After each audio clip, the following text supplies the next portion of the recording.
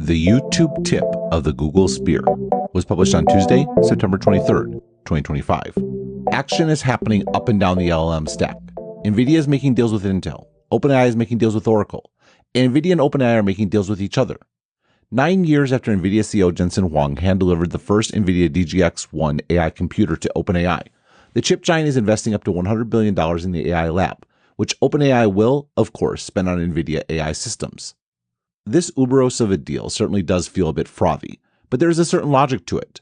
Nvidia is uniquely dominant in AI thanks to the company's multi-year investment in not just superior chips, but also an entire ecosystem from networking to software, and has the cash flow and stock price befitting its position in the AI value chain. Doing a deal like this at this point in time not only secures the company's largest customer and rumored ASIC maker, but also gives Nvidia equity upside beyond the number of chips it can manufacture. More broadly, lots of public investors would like the chance to invest in OpenAI. I don't think Nvidia's public market investors are bothered to have now acquired that stake indirectly. The interconnectedness of these investments reflects the interconnectedness of the OpenAI and Nvidia stories in particular. Huang may have delivered OpenAI their first AI computer, but it was OpenAI that delivered Nvidia the catalyst for becoming the most valuable company in the world with the November 2022 launch of ChatGPT. Ever since, the assumption of many in tech has been that the consumer market in particular has been OpenAI's to lose, or perhaps more accurately, monetize. No company has grown faster in terms of users and revenue, and that's before they had an advertising model. And beyond the numbers, have you used ChatGPT? It's so useful. You can look up information or format text, and best of all, you can code. Of course, there are other models like Anthropic's Claude, which has excelled at coding in particular, but surely the sheer usefulness makes ultimate success inevitable. A brief history of social media. If a lot of those takes sound familiar, it's because I've made some version of most of them. I also, perhaps relatedly, took to Twitter like a fish to water. Just imagine, an app that was the nearly perfect mixture of content I was interested in and people I wanted to hear from and interact with. Best of all, it was text. The efficiency of information acquisition was unmatched, and it was just as easy to say my piece. It took me much longer to warm up to Facebook, and frankly, I never was much of a user. I've never been one to image dump episodes of my life, nor have I had much inclination to wade through others. I wasn't interested in party photos. I lusted after ideas and arguments, and Twitter, a view shared by much of both tech and media, was much more up my alley. Despite that personal predilection, however, and perhaps because of my background in small-town Wisconsin and subsequently living abroad, I retained a strong sense of the importance of Facebook. Sure, the people who I was most interested in hearing from and interacting with may have been the types to leave their friends and family for the big city, but for most people, friends and family were the entire point of life generally, and by extension, social media specifically. To that end, I was convinced from the beginning that Facebook was going to be a huge deal, and argued so multiple times on Stratechery.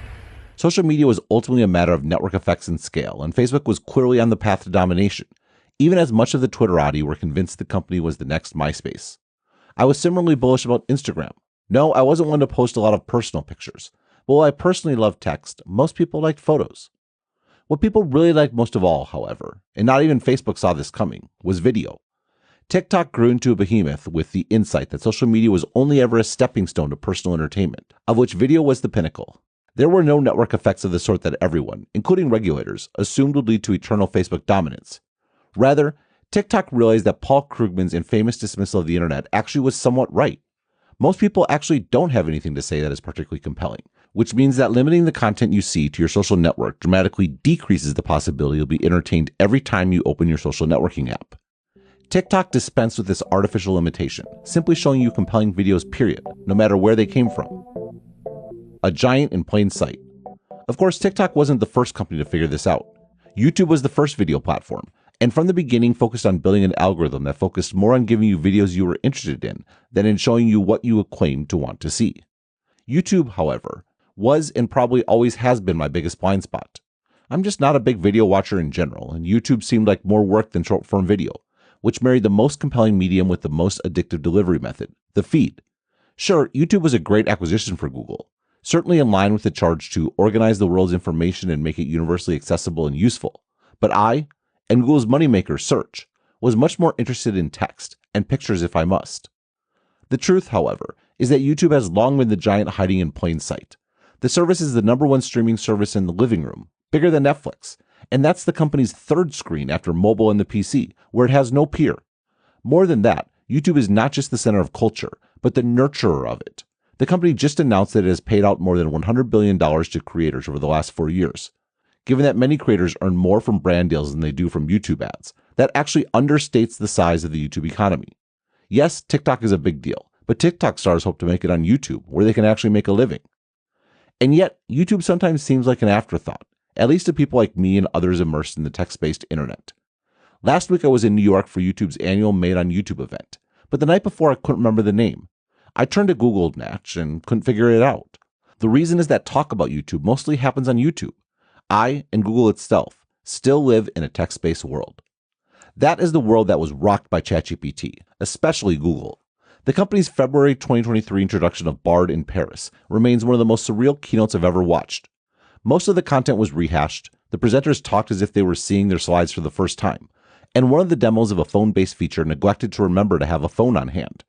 This was a company facing a frontal assault on their most obvious and profitable area of dominance, text-based information retrieval, and they were completely flat-footed.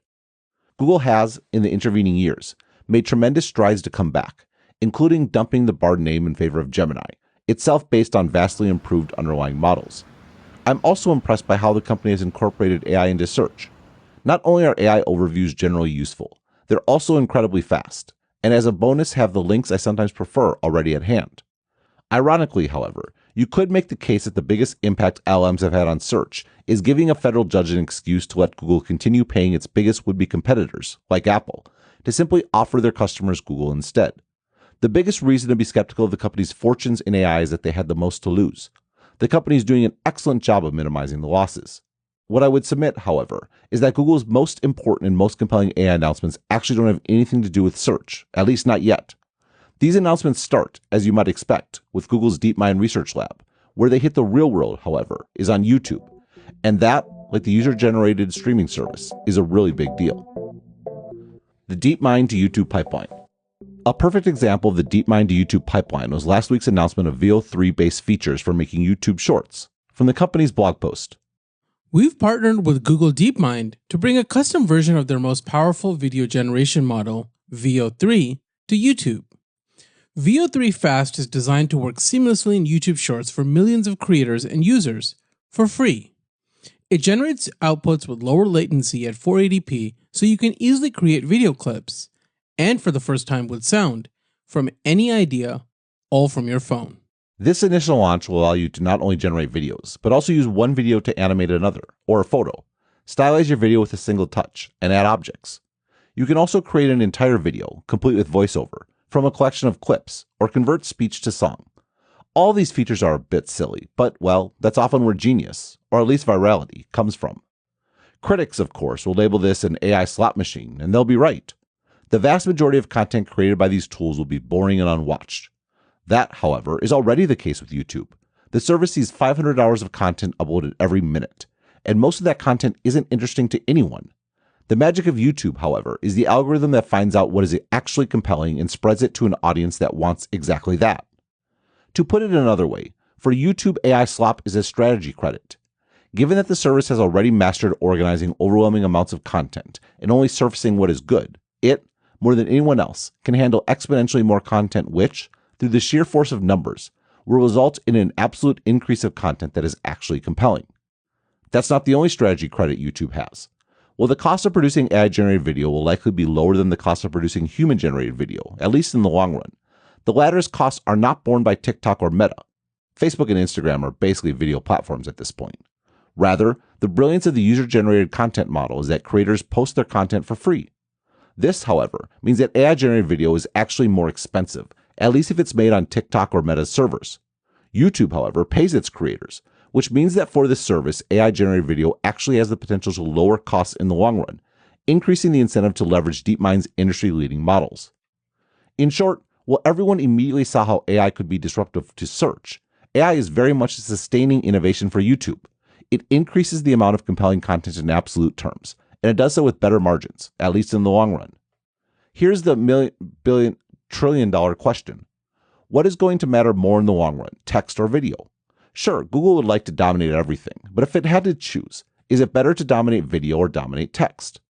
The history of social networking that I documented above suggests that video is, in the long run, much more compelling to many more people. To put it another way, the thing that people in tech and media are interested in has not historically been aligned with what actually makes for the largest service or makes the most money. People like me, or those reading me, care about text and ideas. The services that matter specialize in videos and entertainment. And to the extent that AI matters for the latter, YouTube is primed to be the biggest winner, even as the same people who couldn't understand why Twitter didn't measure up to Facebook go gaga over text generation and coding capabilities. AI monetization. The potential impact of AI on YouTube's fortunes isn't just about AI-created videos. Rather, the most important announcement of last week's event was the first indicator that AI can massively increase the monetization potential of every video on the streaming service. You might have missed the announcement because YouTube underplayed it. From their event blog post. We're adding updates to brand deals and shopping to make brand collaborations easier than ever. We're accelerating these deals through a new initiative and new product features to make sure those partnerships succeed, like the ability to add a link to a brand site in Shorts. And YouTube Shopping is expanding to more markets and merchants and getting help from AI to make tagging easier. It's just half a sentence. Quote, getting help from AI to make tagging easier, end quote. But the implications of those 8 words are profound. Here's how YouTube explained the feature. We know tagging products can be time-consuming, so to make the experience better for creators, we're leaning on an AI-powered system to identify the optimal moment a product is mentioned and automatically display the product tag at that time, capturing viewer interest when it's highest. We'll also begin testing the ability to automatically identify and tag all eligible products mentioned in your video later this year. The creator who demonstrated the feature. That right there is a great example of how YouTube is a different world than the one I and other people in the media inhabit. Was very enthusiastic about the reduction in hassle and time savings that would come from using AI to do a menial task like tagging sponsored products. That sounds like AI at its best, freeing up creative people to do what they do best. There's no reason, however, why auto-tagging can't become something much greater. In fact, I already explained the implications of this exact technology in explaining why AI made me bullish on Meta. Quote, this leads to a third medium-term AI-drive benefit that Meta will enjoy. At some point, ads will be indistinguishable from content. You can already see the outlines of that given I've discussed both generative ads and generative content. They're the same thing. That image that is personalized to you just might happen to include a sweater or a belt that Meta knows you probably want. Simply click to buy. It's not just generative content though. AI can figure out what is in other content, including authentic photos and videos. Suddenly, every item in that influencer photo can be labeled and linked, provided the supplier bought into the black box, of course, making not just every piece of generative AI a potential ad, but every piece of content, period. The market implications of this are profound. One of the oddities of analyzing digital ad platforms is that some of the most important indicators are counterintuitive. I wrote this spring, quote, the most optimistic time for Meta's advertising business is, counterintuitively, when the price per ad is dropping, because that means that impressions are increasing. This means that Meta is creating new long-term revenue opportunities, even as its ads become cost competitive with more of its competitors. It's also notable that this is the point when previous investor freakouts have happened, end quote. When I wrote that I was, as I noted in the introduction, feeling more cautious about Meta's business, given that Reels is built out and the inventory opportunities of Meta AI were not immediately obvious. I realize now, however, that I was distracted by Meta AI. The real impact of AI is to make everything inventory, which is to say that the price per ad on Meta will approach zero for basically forever. Would-be competitors are finding it difficult enough to compete with Meta's user base and resources in a probabilistic world. To do so with basically zero price umbrella seems all but impossible. End quote. This analysis was spot on. I just pointed it at the wrong company. This opportunity to leverage AI to make basically every pixel monetizable absolutely exists for Meta. Meta, however, has to actually develop the models and infrastructure to do it at scale. Google is already there. It was the company universally decried for being slow-moving that announced the first version of this feature last week. I can't overstate what a massive opportunity this is. Every item in every YouTube video is well on its way to being a monetizable surface.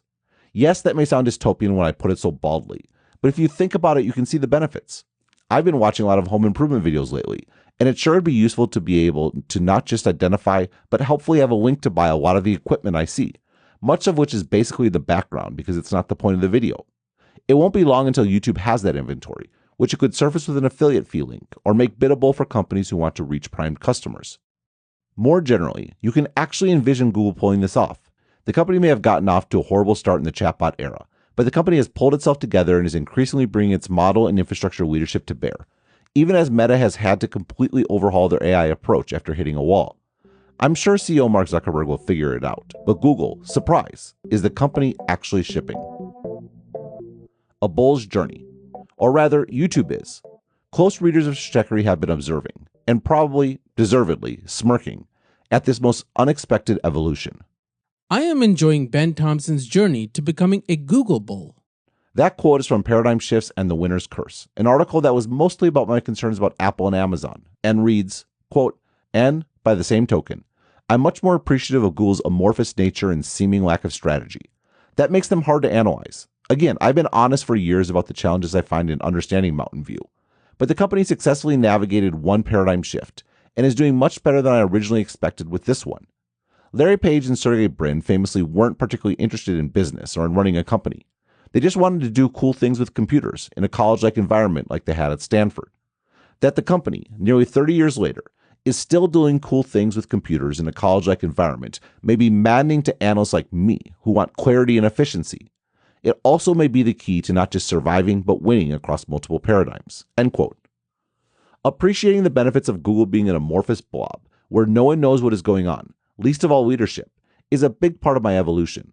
This article is the second part. That blob ultimately needs a way to manifest the technology it manages to come up with. And if you were to distill my worries about Google in the age of AI, it would be to wonder how the company could become an answer machine, which Page and Brin always wanted, when it risked losing the massive economic benefits that came from empowering users to choose the winners of auctions Google conducted for advertisers. That, however, is ultimately the text-based world, and there's a case to be made that, in the long run, it simply won't matter as much as the world of video. Again, the company is doing better with search than I expected, and I've always been bullish about the impact of AI in the company's cloud business. The piece I've missed, however, is that Google already has the tip of the spear for its AI excellence to actually go supernova. YouTube, the hidden giant in plain sight, a business that is simultaneously unfathomably large and also just getting started. For more analysis like this, please like and subscribe and visit Stratechery.com and listen to the Sharp Tech Podcast. Also check out the Asianometry channel on YouTube to learn more about the technology changing our world.